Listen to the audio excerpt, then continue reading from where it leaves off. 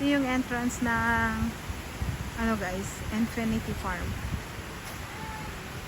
Ito.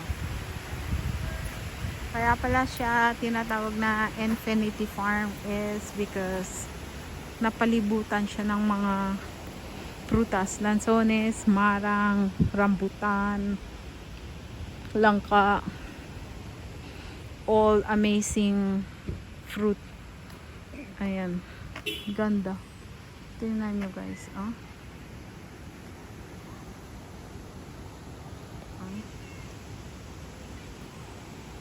Grabe, ang ganda dito guys.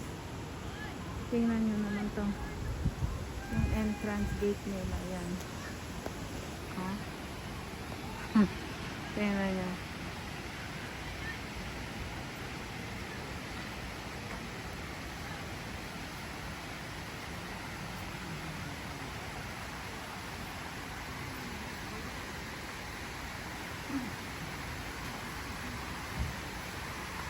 Ayan.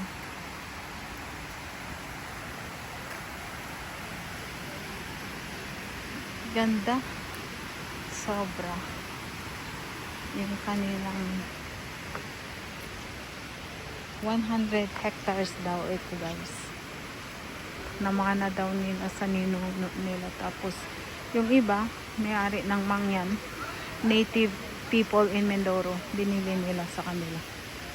Ayan. Tingnan nyo naman. Ganda.